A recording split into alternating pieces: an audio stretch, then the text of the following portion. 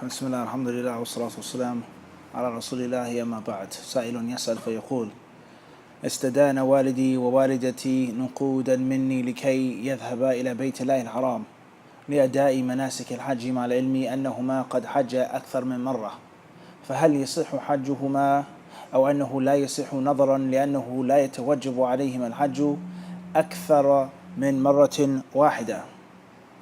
We previously mentioned a few questions and answers regarding when Hajj becomes obligatory. With regards to finances, taking a debt to make Hajj, a father or a mother seizing the money from their son or daughter to make Hajj, a son or daughter donating and volunteering wealth for their parents to make Hajj without being forced and pressured. Here you go, no problem, take the money, make Hajj. This is my mahr, this is my gold, this is my savings, this is my land that I'm getting rid of for you to make Hajj, without being pressured and without being forced and bullied by the parents. We mentioned that. The question is now, it says that my parents, my mother and father, they borrowed some money from me to go to Mecca to perform Hajj. Even though they made Hajj before. It's not the first time they made Hajj. They've done the obligatory, mandatory, compulsory Hajj.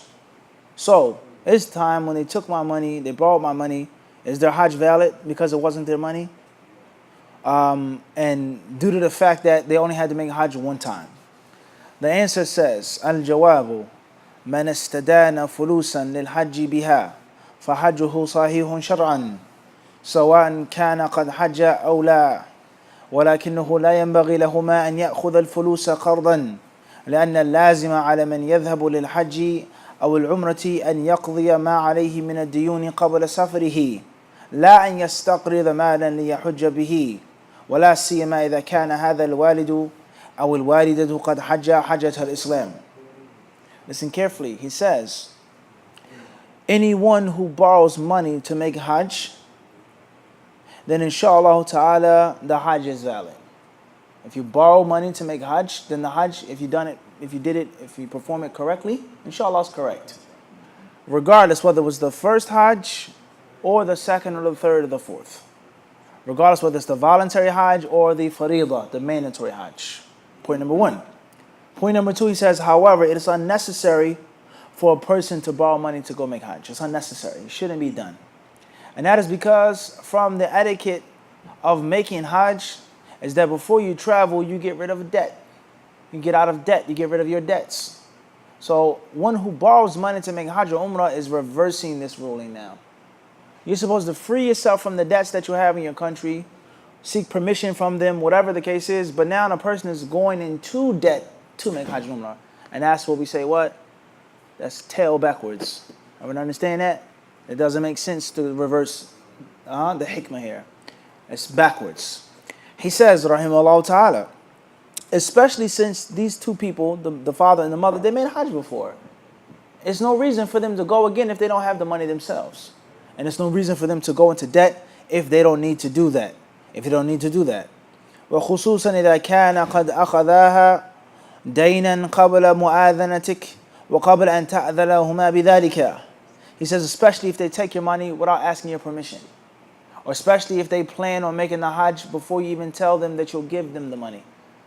They put the down payment, we'll get the other thousands from son, he'll give it to us, no problem. He says, especially if that's the case. He then says, وَعَلَى كُلِّ حَالٍ فَالْحَجُّ صَحِيحٌ وَعَلَيْهِمَا أَنْ يُعَجِّلَ بِقَضَاءِ مَا اسْتَقْرَضَ مِنْكَ وَلَا يَتَرَاخَيَا. He says, at the end of the day, the Hajj is valid. And it's upon them to pay back the money as soon as they can and not to delay. To pay back the debt, what? And not to have the person waiting. كَمَا أَنصَحُهُمَا أَنْ لَا يَعُودَ إِلَى مِثْلِ ذَلِكَ الْعَمَلِ. He says, and I also advise them not to do this again. It is done once, khalas, don't go back to it. Next question says, مَا رَأْيُكُمْ إِذَا اسْتَدَانَ الْإِنسَانُ مَبْلَغًا مِنَ الْمَالِ لِيَذْهَبَ لِأَدَاءِ فَرِيضَةِ الْحَجِّ. What is your opinion, or what is your view for someone to borrow money in order to perform the obligatory Hajj, the faridah, the mandatory Hajj the first time? Al-Jawab, لا مانع ولكن لا يجب عليه أن يستقرض مالا ليحج به. وَإِذَا اسْتَقْرَضَ مَالًا صَحَّ الْحَجُّ وَسَقَطَ عَنْهُ الْوُجُوبُ. He says there's nothing wrong with it. It's permissible. It's permissible. However, it isn't obligatory. It's not something that you have to do. If you don't have the money out of your own money, if you don't have the wealth out of your own wealth, then it is not mandatory. And you're not sinful, you're not a bad Muslim, it's not upon you. It's not what? It's not upon you. Many people, they get guilty and they think, I have to make Hajj. I'm sinful, I'm a bad person. That's not true. It's incorrect. He says, and if a person makes Hajj off of borrowed money, then inshallah ta'ala the Hajj is valid and he's no longer addressed with the wujub. The command to call out to the people is no longer addressed to him anymore. The last question says, من حصله مال حتى كان مستطيعا الحج في بعض أشهر السنة ولكن ما دخلت عليه أشهر الحج إلا وقد افتقر كان سرق ماله أو دخل في صفقة وخسر أو ذهب ماله بأي وسيلة فهل يصدق عليه أنه مستطيع. He says with regards to someone who gets money in 1 month or 1 season, he becomes wealthy and he has enough money to become mustati'. He has the capability to make Hajj. He has 10,000 now or 12,000. However, he went into a business venture or someone stole his money or he lost out on a lot of money. And now when the months of Hajj come, when it's time for him to make Hajj, he no longer has that money.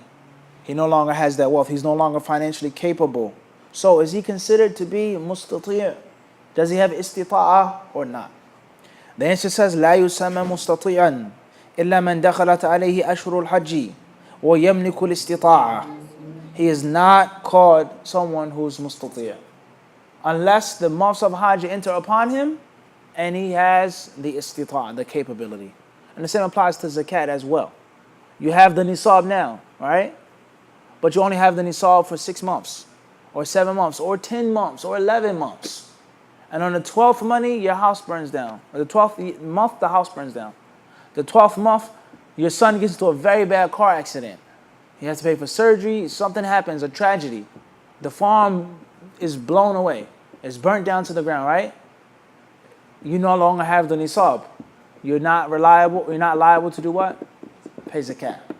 Even though you have the nisab for a period of time. We said that was the last one, but it's one more that's very short. It says, هل يجوز الحج بالدين? Is it lawful to make Hajj with a debt?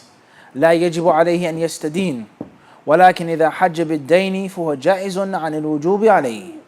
It says it's not obligatory to make Hajj with a debt, but if a person makes the Hajj with the debt, then it is valid. As we previously mentioned, many people, they call the radio or they send the questions and they ask questions over and over again.